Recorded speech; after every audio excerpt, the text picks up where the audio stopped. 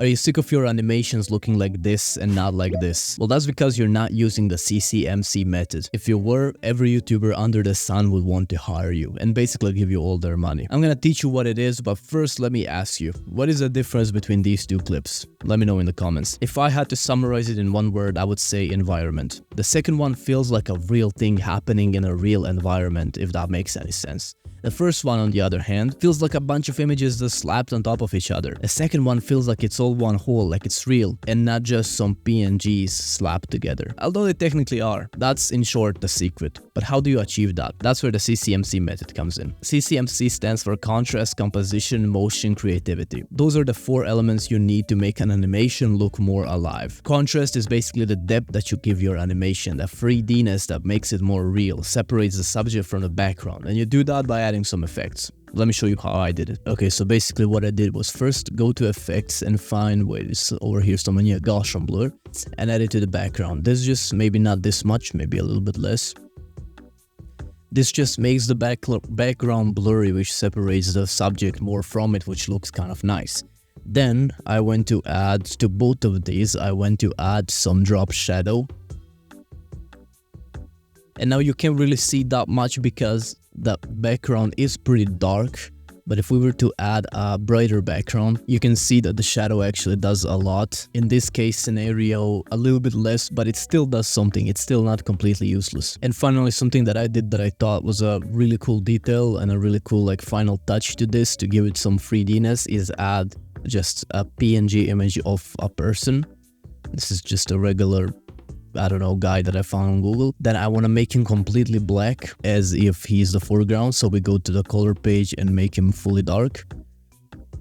Then I want to add some Gaussian blur to it because when something is closer to the camera, it's out of focus if the subject is in focus. So you blur it a bit more, make it large. So basically what I'm doing here is imitating an effect as if someone is walking past the camera in front of our subject out of focus to make it more 3D. You can also add shadows like this behind the character if you want. You can be creative with it. So let's do it like this. Let's add a keyframe here and maybe let's do it like this. Let's go a couple of frames forward and then add him like this. So he goes up and down, maybe like walking. This is gonna be a bit slower than I originally did it.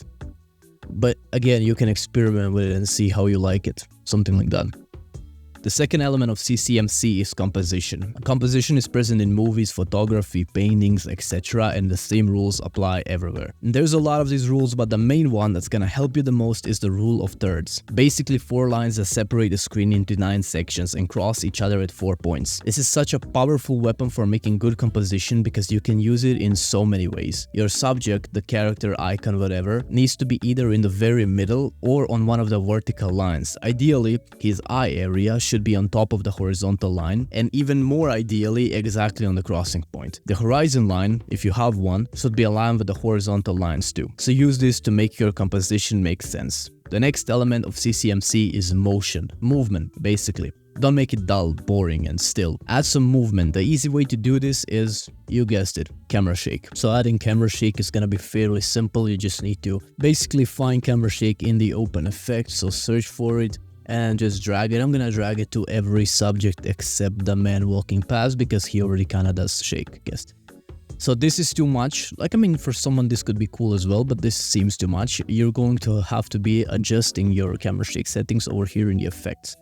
So let's say you want less camera shake on the background, you lower down the motion scale and speed scale. Basically motion is how much it moves, speed is how fast it moves. And these down here are just adjustments of these two in more detail. So I'm going to be just adjusting it to some lower size for every single aspect. I just want you can also remove the zoom to crop down because that just zooms them in so they don't go out of bounds. So I want a little bit more of motion here, and then this one as well. You can play with these in whatever way you like. I'm pretty sure I did it completely differently in the previous animation, but it doesn't matter, this is just for practice. And then one more thing that you can obviously add is transitions. So you can go to video transitions and find whichever one you like really, but push is great. If you just want to do a basic animation, you add push. You adjust it over here so that it is push up. It basically just comes like this. You can add ease, out, or in, whatever one you like. You can play with this.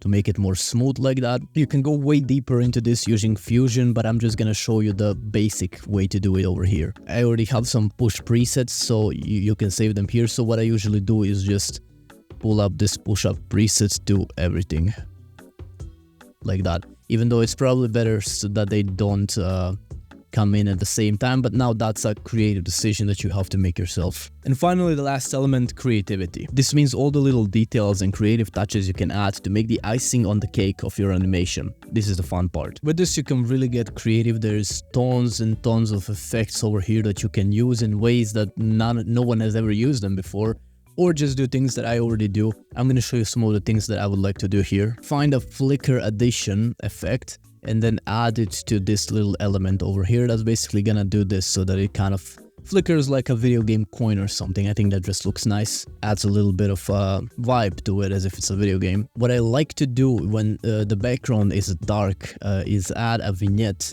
around the character, because you're gonna see what it does. It makes him look like he's in the dark and only being lit from the front. You can also obviously adjust this in the effects. We can make it more dark, we can make it less dark, we can adjust the softness. And I'd add the same thing to this little element. It's a pretty dark animation overall. And the final thing I would add is just kind of like remove this little thing as the guy passes over it, like okay, here. Obviously just disappears if as he passes by. So now that you have this, if you want to actually land some clients fast and make money video editing, I can help you with that. Just go click the first link in the description and that will take you to my coaching package. I think you may find this really helpful. Bye.